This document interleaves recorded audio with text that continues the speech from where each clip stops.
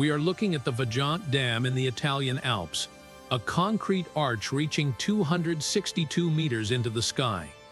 In 1963, it was the tallest dam of its kind in the world, a marvel of hydraulic engineering. But this masterpiece was built in the wrong place for the right price. The SADE Corporation pushed this project through despite knowing the slopes of Monte Toc were unstable. Monte Toc literally means the walking mountain in the local dialect. The geologists knew the rock layers were tilted toward the reservoir, creating a natural slide for disaster. The stakes were purely financial. SADE wanted to sell the dam to the Italian government's new national electricity provider. No, they needed it finished and filled to maximize the payout. To get that money, they ignored the piezometric levels. As they filled the lake, the water pressure acted like a lubricant between the layers of limestone and clay. They were playing a dangerous game of chicken with gravity.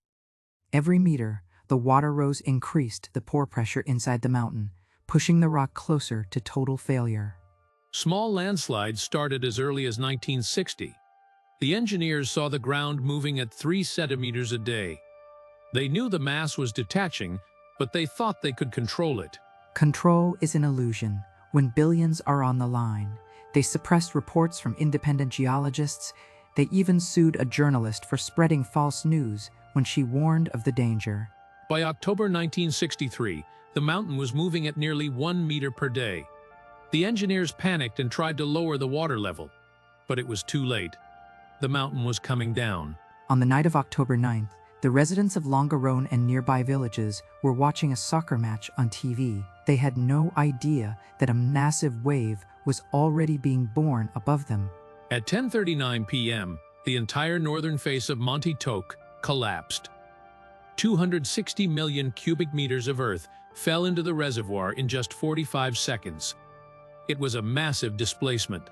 The impact was so violent, it was recorded on seismographs across Europe. It wasn't just a slide. It was a high-speed collision between a mountain and a body of water. Imagine a bathtub where you drop a heavy brick. The water has nowhere to go but up and over. The landslide pushed a wave 250 meters high into the air. That wave carried 50 million cubic meters of water. Half of it went toward the town of Casso, while the other half surged over the dam's crest toward the Piave Valley. The dam itself stood firm. The arch design transferred the force to the canyon walls, but the water didn't care about the dam's integrity. It just went over the top. The air blast came first. The sheer volume of water moving down the canyon compressed the air, creating a shockwave equivalent to 2 Hiroshima bombs. This wind of death stripped the clothes off people's bodies before the water even touched them. It flattened buildings and bridges within seconds. Then came the water.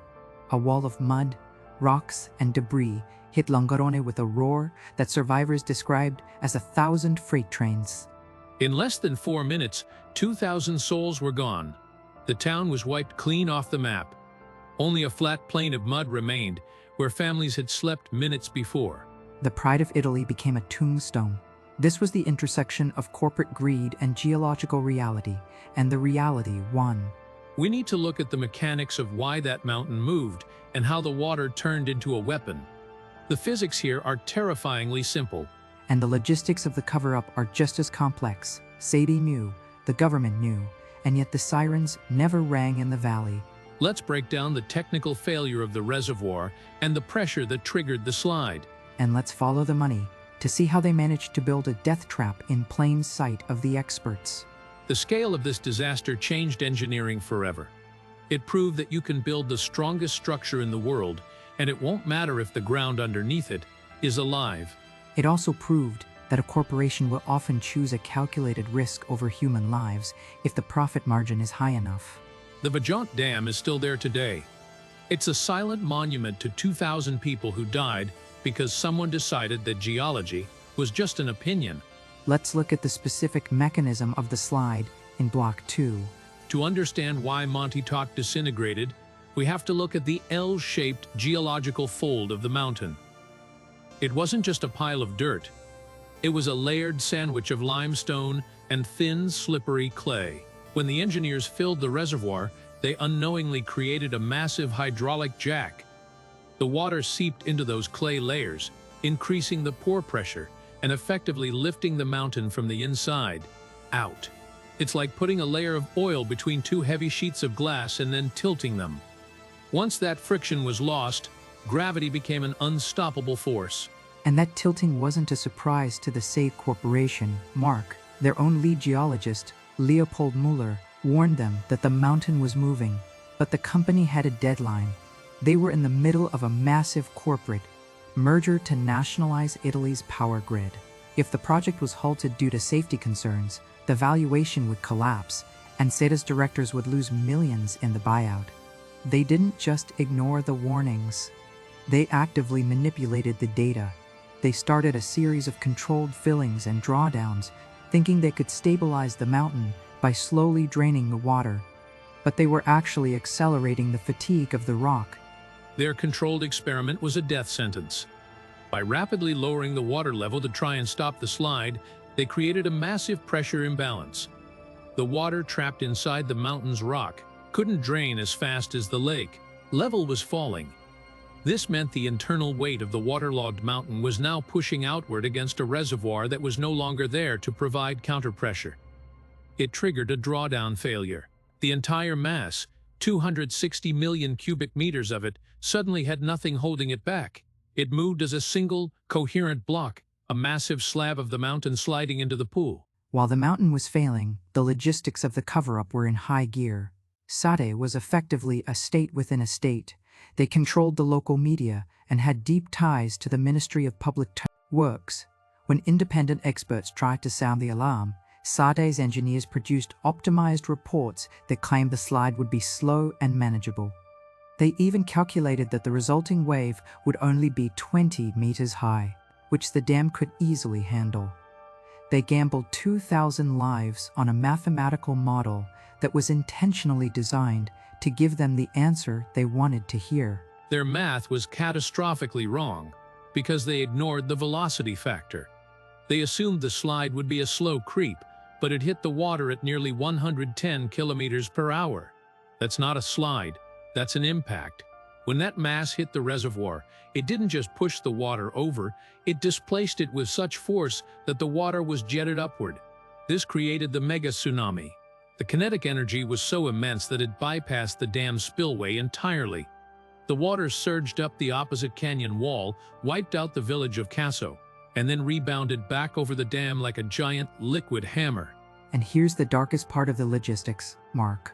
On the day of the disaster, the engineers at the dam site finally realized the slide was imminent.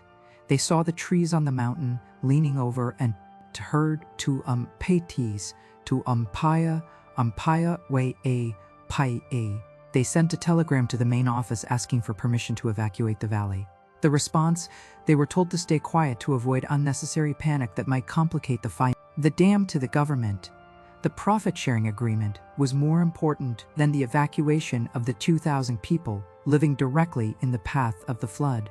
From a structural standpoint, the dam is actually a miracle of engineering. It was an arch-gravity design meant to be flexible. When that massive wave hit the crest, the dam flexed under the pressure but didn't crack. Only the top few centimeters of concrete were eroded by the debris.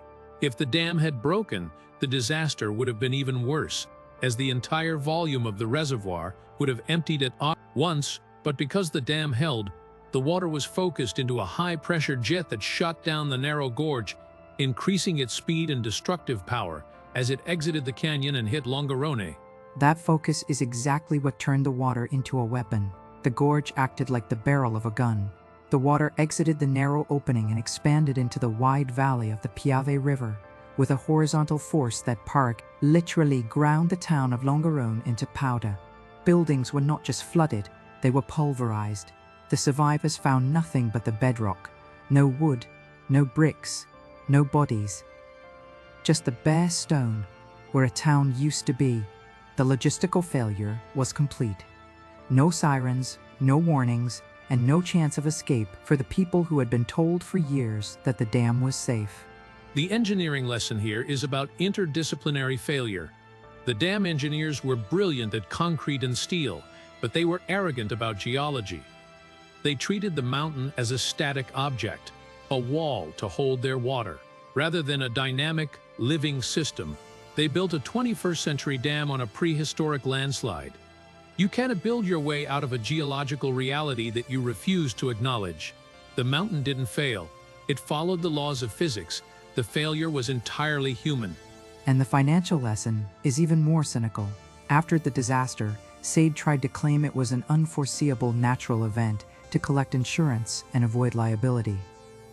It took decades of legal battles to prove that they knew the disaster was coming. Even then, the sentences for the executives were light. They had already made their money.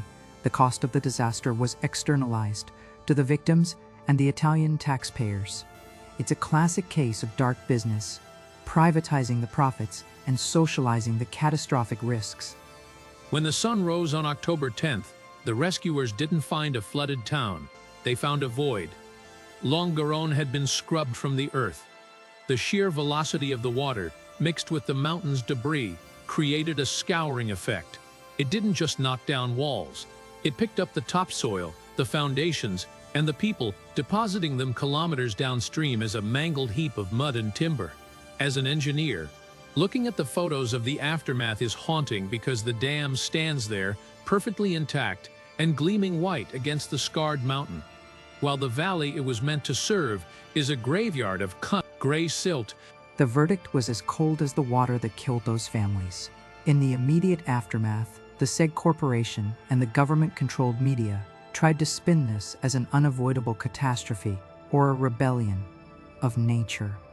They wanted the public to believe that no one could have predicted the mountain would move that fast, but the paper trail told a different story. They found the hidden reports from geologist Eduardo Semenza, the son of the dam's designer, who had identified the prehistoric slide plane years before the first stone was laid.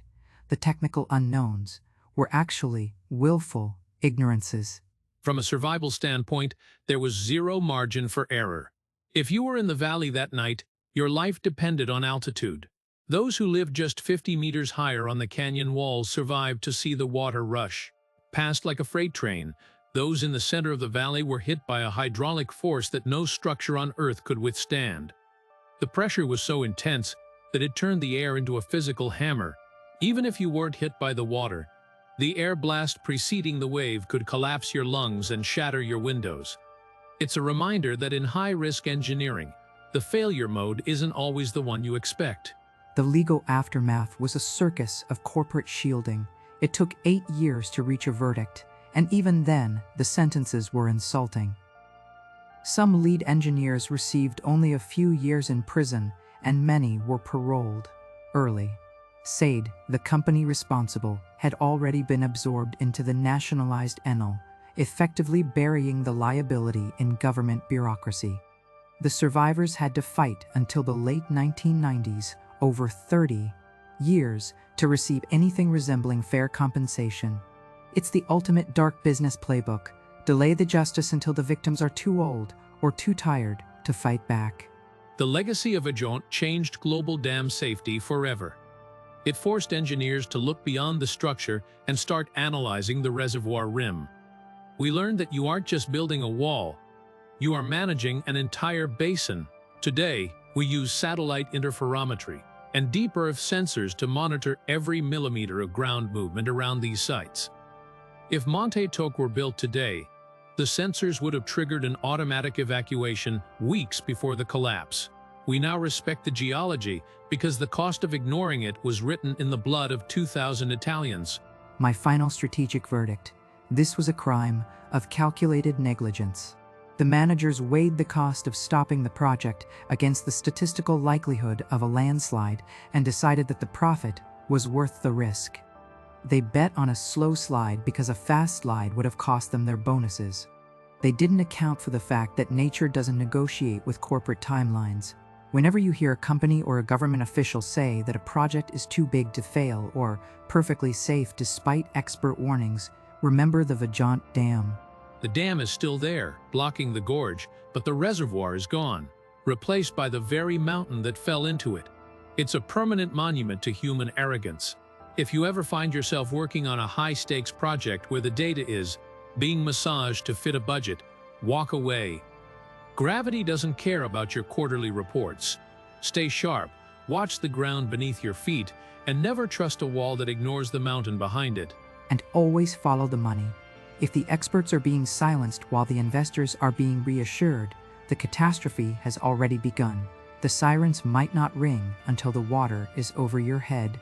Check your gear, trust the data, and never let corporate optimism override your survival instincts.